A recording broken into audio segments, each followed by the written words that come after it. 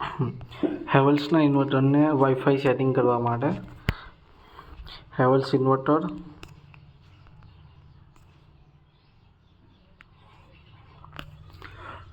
Inverter Invero pro wifi setting કરીશું આજે આપણે આનું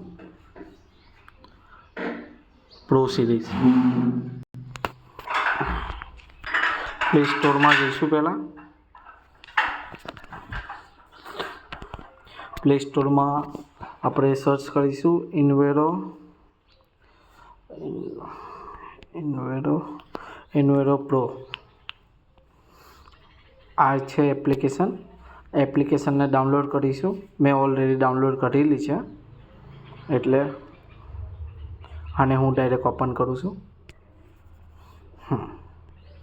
એક કસ્ટમરનું બનાવેલું છે ઓલરેડી આપણે એને પહેલાં લોગઆઉટ કરી દઈએ ડેશબોર્ડમાં આવી રીતના આવશે એગ્રી પર ક્લિક કરીશું પછી બંધ નહીં થાય ને ડેશબોર્ડ આવી રીતના આવશે પહેલાં આપણે કસ્ટમરને રજિસ્ટર કરવા માટે સાઇનઅપ પર ક્લિક કરીશું સાઇનઅપ પર ક્લિક કર્યા પછી આપણે હોમ યુઝર પર ક્લિક કરીશું નેક્સ્ટ બટન દબાવીશું અહીંયા કસ્ટમરનું નામ પાસવર્ડ કસ્ટમરનો કોન્ટેક્ટ નંબર કસ્ટમરની મેલ આઈડી ને એના પર કોડ જશે હું આ ડેટા પહેલાં ફિલ કરી નાખું એના પછી આપણે આગળ જોઈએ કસ્ટમરનું નામ પાસવર્ડ ફોન નંબર ઓપ્શનલ છે ફોન નંબર નાખો તો ઠીક છે મેલ આઈડી મેન્ડેટરી છે હવે આપણે સેન્ડ કરીશું કોડ મેલ આઈડી પર કોડ જશે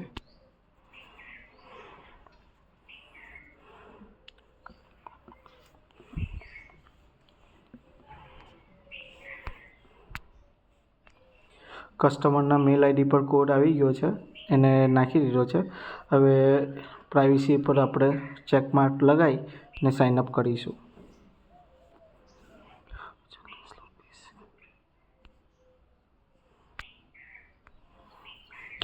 નામમાં એરર આવતી હતી સ્પેસ નથી રાખવાનો હવે સાઇનઅપ થઈ જશે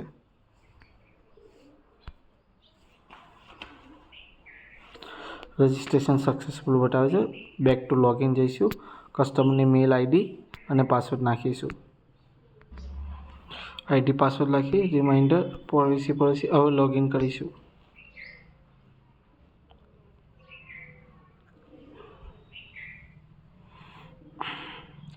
સિસ્ટમ નોટિફિકેશન ટર્નિંગ કન્ફર્મ કરીશું અલાઉ પર ક્લિક કરીશું હવે ક્રિએટ પ્લાનમાં જઈશું આપણે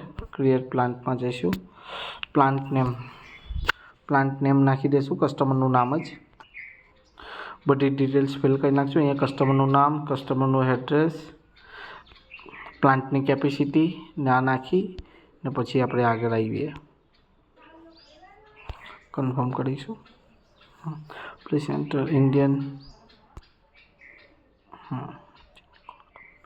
ન્યૂ દિલ્હી કેપેસિટી 3.3 કિલોવોટ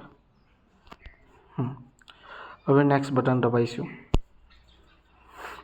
હવે આપણે એડ લોગર કરીશું એડ લોગર પર જઈશું કન્ટિન્યુ આપી દઈશું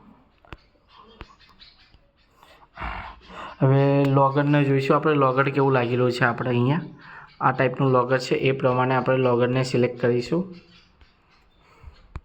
add logger pro WiFi scan આને સ્કેન પણ કરી શકીએ છીએ અથવા મેન્યુઅલ પણ આપણે નાખી શકીએ છીએ એકવાર ચેક કરીએ કે સ્કેનમાં થાય છે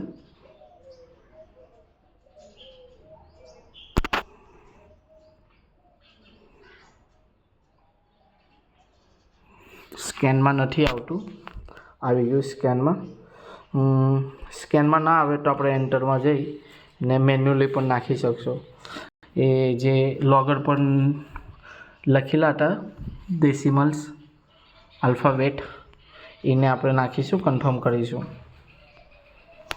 અહીંયા પછી નેક્સ્ટ બટન દબાવીશું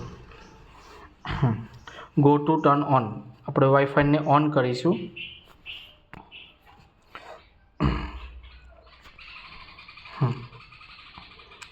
અહીં આપણે કસ્ટમરનું વાઈફાઈ જોઈશું.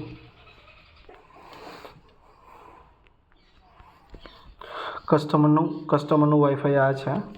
જો બ્રોડબેન્ડ હોય, રાઉટર હોય તો રાઉટરનું નામ આવે એને આપણે ક્લિક કરીશું. અત્યારે કસ્ટમર ત્યાં રાઉટર અવેલેબલ નથી એટલે એમના પર્સનલ મોબાઈલનું હોટસ્પોટ કનેક્ટ કર્યું છે. એને કનેક્ટ કરીશું. એમનો પાસવર્ડ નાખી દઈશું. સેવ કરીશું. સેવ કર્યા પછી બેક જઈશું. સ્ક્રેચ કરશું. એમનું નામ આવી ગયું છે. એના પછી આપણે પાસવર્ડ નાખીશું. કસ્ટમરના વાઈફાઈનો પાસવર્ડ અહીંયા નાખવાનું છે. પહેલાં કસ્ટમરનું નામ આવી જવું જોઈએ. બરાબર.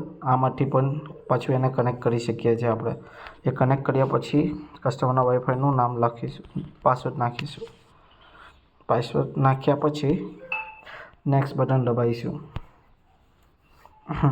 હવે આપણે હેવલ્સનું જે લોગર છે એને કનેક્ટ કરવાનું કહે છે, તો આપણે એકવાર હવે એને કનેક્ટ કરીશું. આપણે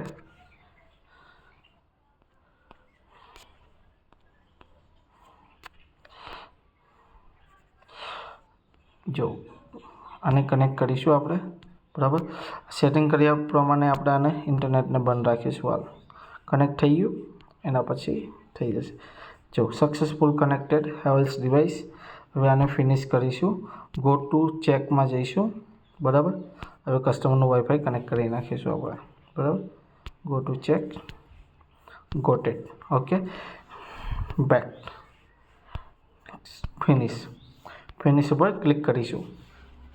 ઓકે. ફિનિશ કર્યા પછી પ્લાન્ટ આવી જશે. આપણે કસ્ટમરનું થઈ ગયું છે. 5-10 મિનિટ પછી જે ઓફલાઈન બતાવે છે ત્યાં ઓનલાઈન બતાવી દેશે આપણને. ઠીક છે. 5 મિનિટ પછી આપણે મળીએ. લોગર આપણું ઓનલાઈન બતાવી દીધું છે. આ છે આપણી હેવલ્સનું ઇન્વર્ટર. એ બી નોર્મલ આવી ગયું છે. ને વાઈફાઈ પણ નોર્મલ આવી ગયું છે. એકવાર એપ્લિકેશનને ક્લોઝ કરીશું.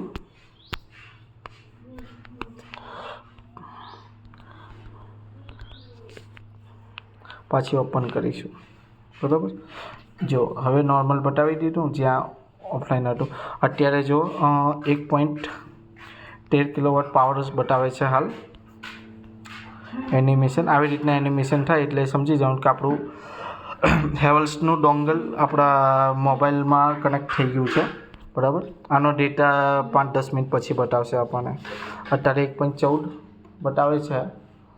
બરાબર. એને આપણે પ્રેક્ટિકલી પણ જોઈ લઈએ.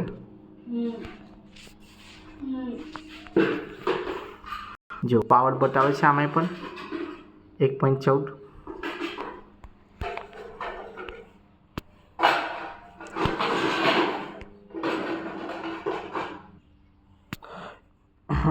ઇન્વર્ટર પર ક્લિક કરીશું. ટોટલ આટલા 8 યુનિટ ને પાવર આટલો બતાવે છે. એ આપણે સ્ક્રીન પર પણ જોઈ લઈએ કે એક્ઝેક્ટલી શું છે.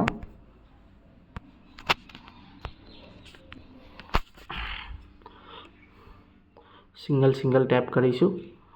ટુડે 8.1 કિલોવોટ હાવર્સ 8 યુનિટ જે આપણા એપ્લિકેશનમાં આપણને બતાવ્યા છે. Thank you so much for full video જોવા માટે તમારો ધન્યવાદ છે. આ રીતના સ્ટેપ કરજો.